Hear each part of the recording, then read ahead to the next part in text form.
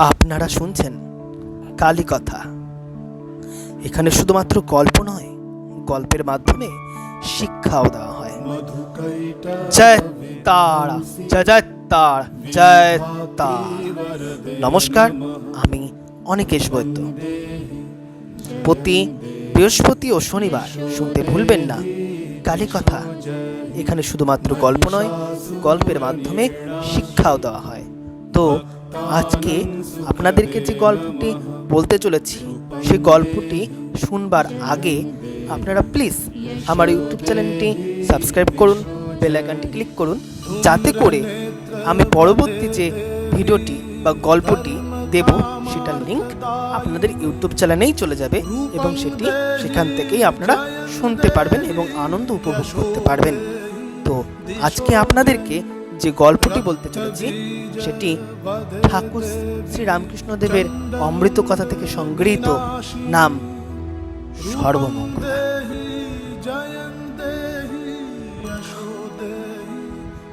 ঠাকুর শ্রী রামকৃষ্ণদেব তার শিষ্যদেরকে বলছে, শোনো গা, শোনো, সরলভাবে ভগবানকে এক মনে ডাকলে পরে তবেই ভগবানকে দেখতে পাওয়া যায় গা, দেখতে পাওয়া যায়। ধ্রুব প্রহ্লাদও ভগবানকে দেখতে পেয়েছিলেন গা। তিনি জটিল বালকের সঙ্গে রোজ দেখা করতেন আসতে গা।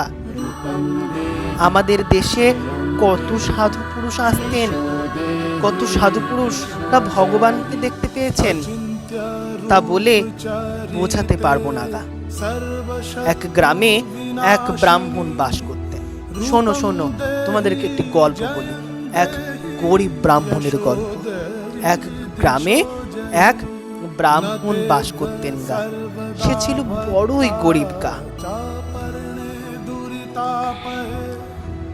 এক মনে সে দেবীকে স্মরণ করত, পুজো করত, লোকের বাড়ি গিয়ে চণ্ডী পাঠও করত। সেই চণ্ডী পাঠ করে যত টাকা সে পেত তাই দিয়ে তাদের দিন কেটে যেত। ব্রাহ্মণের একটি মেয়েও ছিল গা, জানো, একটি মেয়েও ছিল, নাম ছিল সর্বমঙ্গলা গা। সর্বমঙ্গলা, সর্বমঙ্গলা যেমন রূপে লক্ষ্মী তেমন গুণে সরস্বতী গা, সরস্বতী গা। তার মতন সুন্দর ও কাজে কর্মে স্বভাবে চরিত্রে এত ভালো মেয়ে তার মতন আর কোথাও পাওয়া যাবে না গা। একদিন সে দেশের জমিদার সেই গ্রামে বেড়াতে আসেন। মেয়েটিকে দেখে তার বড্ড ভালো লাগে গা। মেয়েটিকে দেখে তার এতই ভালো লাগে যে তিনি তার ছেলের সঙ্গে তার বিয়ে দিলেন গা, বিয়ে দিলেন। বিয়ের পর সর্বমঙ্গলা বাড়ি চলে গেল গা, শ্বশুর বাড়ি। ব্রাহ্মণ মেয়েটিকে এত ভালোবাসতেন যে মেয়ের শ্বশুর বাড়ি চলে যাওয়ার পরও তার ভারী কষ্ট হতে লাগলো গা। কি করবেন, বিয়ের পর তো মেয়েরা পর হয়ে যায় গা। সর্বমঙ্গলার জন্য ব্রাহ্মণের মনে এত কষ্ট ছিল, তাতেও সে চণ্ডী পাঠ করে তার মনকে সান্ত্বনা দিত। বহু ভাগ্য করে সে এমন একটি মেয়ে পেয়েছিল গা। দেখতে দেখতে দুর্গা পুজো এসে উপস্থিত হলো দোরগোড়ায় গা, দোরগোড়ায়। ব্রাহ্মণের মনে ভারী ইচ্ছে ছিল তিনি মার পুজো করবেন। এ কথা সে তার স্ত্রীকে জানালো গা। স্ত্রী তাতে খুবই আনন্দিত হয়ে বললেন, তা তো করবেন বই কি, কিন্তু আমাদের তো নিজেদেরই দিন আনি দিন খাই, কি করে মায়ের পুজো দেব গা? আমরা তো বড় গরিব গা, বড় গরিব। ব্রাহ্মণ উত্তরে বললেন, কি বললে? মা কি শুধু তাহলে ধনীদের মা? আমাদের মা নয় গা, গরিবের মা নয় গা। আমার ঘরে যেমন খুদ করো আছে, যতটুকু ফুল আছে তা দিয়েই মাকে পুজো করবো গা, তা দিয়েই করবো।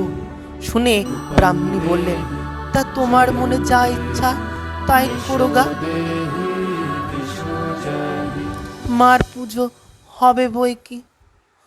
পুজোর আর দেরি নাই গা। স্বামী স্ত্রী দুজনেই অতি কষ্টে 12 টাকা সঞ্চয় করিলেন। ব্রাহ্মণ একটি আধুলি নিয়ে কুমোর বাড়ি গিয়ে উপস্থিত হলেন। কুমোরকে বললেন, বাপু, আধুলিটি রাখো, আর আমাকে একখানি ছোট্ট প্রতিমা গড়ে দাও গা। কুমোর বললেন, ঠাকুর, আপনি কি পাগল হয়েছেন? দুর্গা পুজো বলে কথা, আর ওই অবস্থায় আটা নাই কি আর প্রতিমা হয় গা? প্রতিমা হয়?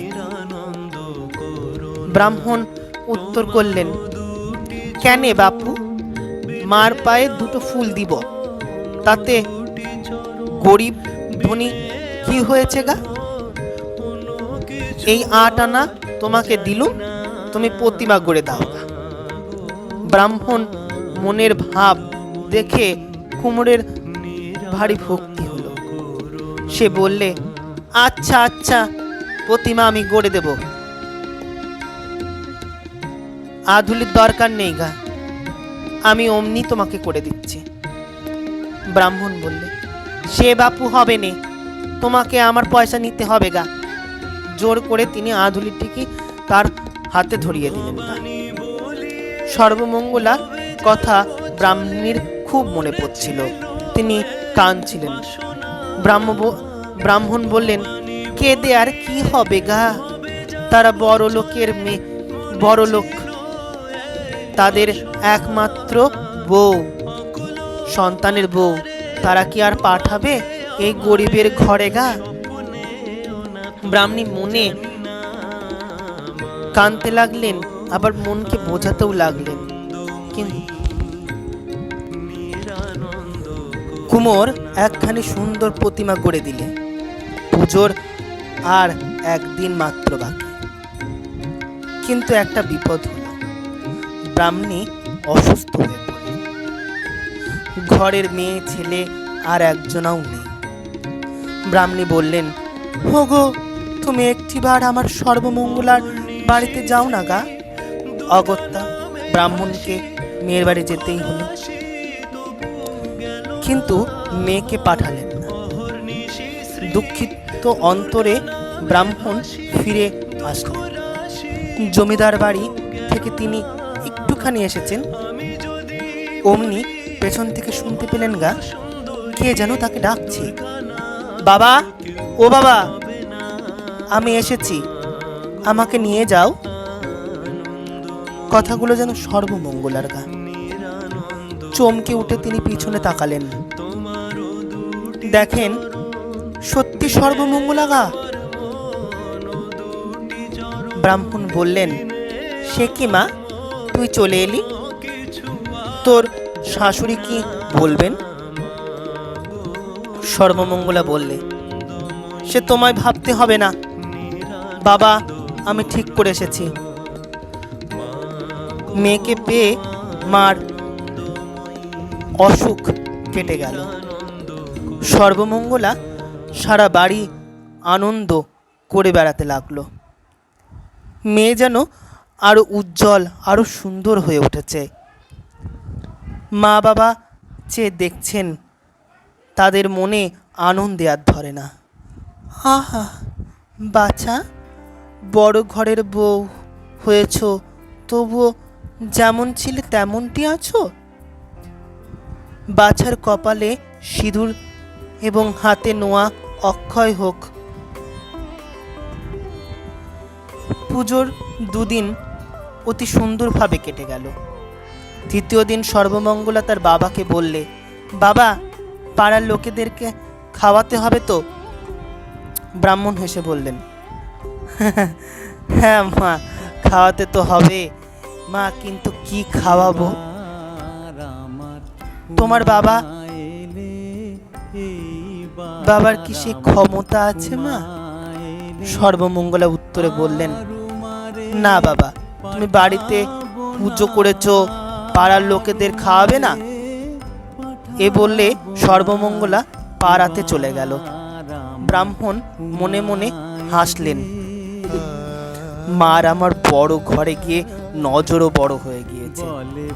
ব্রাহ্মণ স্নান করে পুজোয় বসলেন। সর্বমঙ্গলা তাকে সাহায্য করতে লাগলেন। ঠাকুর প্রতিমা যেন জ্বলজ্বল করে উঠছে। দেবীর জ্যোতিতে সমস্ত বাড়িখানি আলো হয়ে উঠেছে গা। দুপুরবেলা পাড়ার লোকেরা দলে দলে এসে উপস্থিত হলো গা। সর্বমঙ্গলা সকলকে ফল আহারের জন্য নেমন্তন্ন করে এসেছে। ব্রাহ্মণ বলছেন, দেখেছো আমার পাগল মেয়ের কাণ্ড।